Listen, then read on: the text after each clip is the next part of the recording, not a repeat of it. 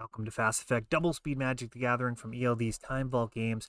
Tyler is on Ant versus Lucas on Yorion and Taxes.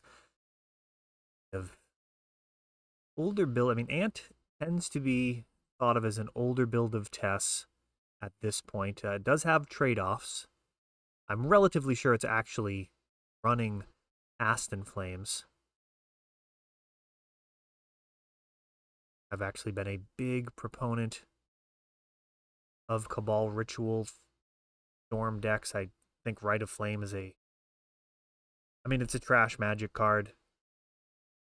Cabal Ritual is absolutely powerhouse. Even if you have to pay an extra mana for Thalia, or even 2 extra mana for, well, 1 extra because of Trinisphere, I should say, it's still tremendous. Costing 3 mana with the card is totally fine.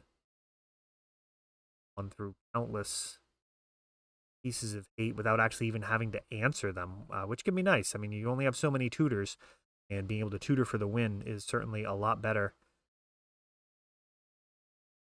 For answer, Infernal Crack LED. This is how you draw it up.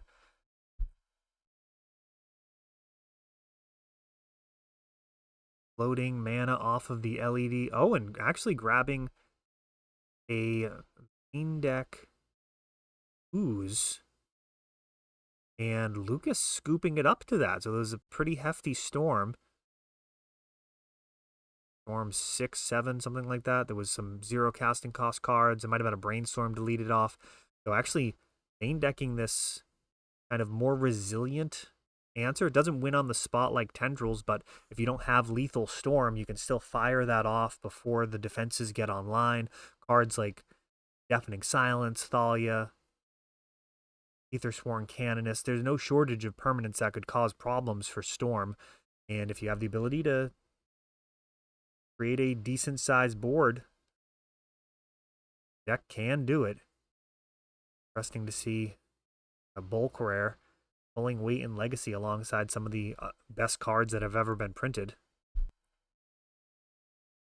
Lucas with the play into an Aether Vial, pretty much where you want to be. That's going to pay more and more dividends the longer the game goes. Death and Taxes has cards up and down the curve. That can actually make good use of multiple Aether Vials.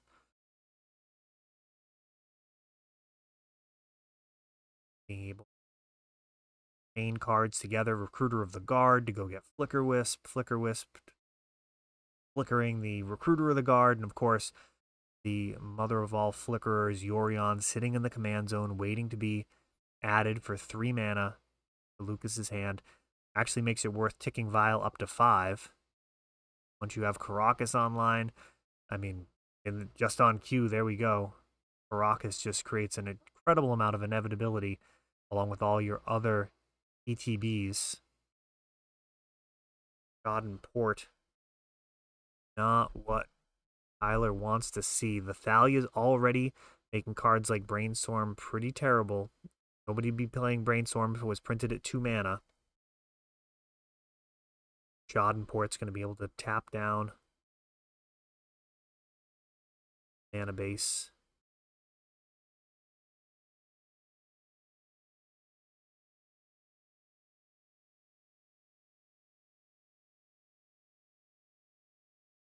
Right there for Lucas. One of the bigger cards that you can have in the format. Beautiful card selection on both sides of the table here. Wasteland takes out Underground Sea.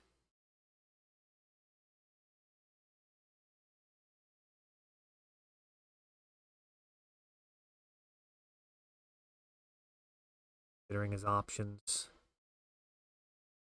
Just going to port during the upkeep.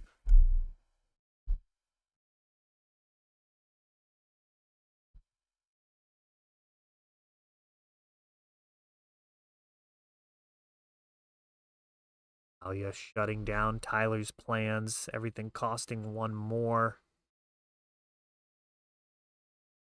Skyclave Apparition shows up, destroys a Lotus Petal. No real downside there. Just adding to the clock. Setting Tyler back even more mana. Just 3 more turns. Possibly 2, depending on how Urza's Saga plays out. Fruiter of the Guard. Now it's a 2-turn clock. 5 damage on board.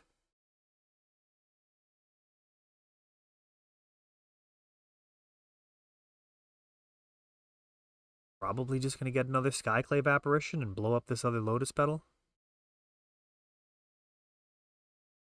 Or is he getting Sanctum Prelate? Nope, he's grabbing Sanctum Prelate to shut off even more cards. Now let me know which way you would have went there. I suppose a ton of 0 casting cost cards could, in theory, get you out of that situation. That was pretty decisive for Death and Taxes. I guess I should call it Yorion and Taxes. The 80 card build does not have as much consistency on that turn 2 Thalia, which is really important in this matchup. Tyler's going to have the play. A lot of kind of passable hands with this deck. This is not the type of matchup where you can afford to keep kind of a mediocre hand. You do really need a solid hand versus Storm. They can absolutely kill you on their first turn. The Thoughtseize. Oh, he does have the Thalia. Got the Thalia and a Spirit of the Labyrinth. Both cards strong in the matchup. Of course, Thalia, the best card here.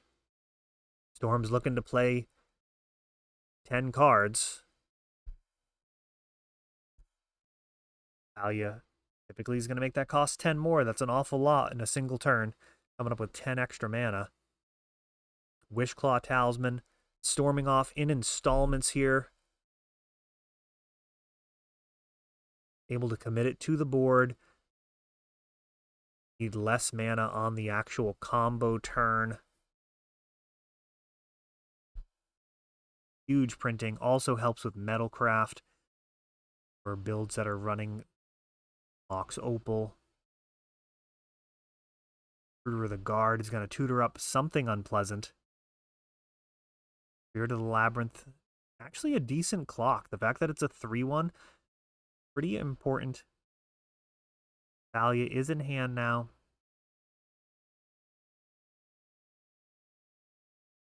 Go after your opponent's life total in matchups where they can't really put blockers out there is very welcome. Just can't let them hang around all day. That's really the main concern. Eventually, Storm will take you out if you don't kill them first. I mean, they're resilient. Have answers. They potentially just get enough mana that your taxing effects aren't enough to stop them anymore. So this is not looking good, though. Got one Storm. Can't draw cards here. 2 Storm.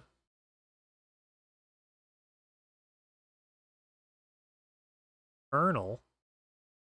All right, so playing Chromox just to get it out of hand. To Infernal for LED. No cards left in hand. Tyler's going to be able to go ahead and sacrifice Wishclaw to tap out for an ad nauseum.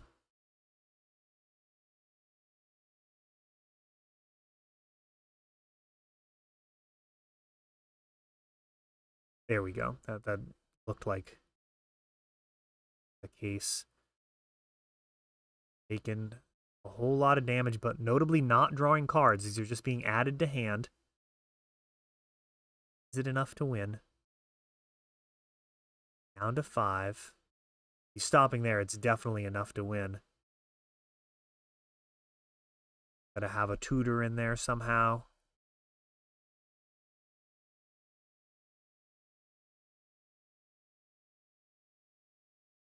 Just has to be able to get a Storm card into his hand. Tendrils of Agony. Plenty of mana at this point.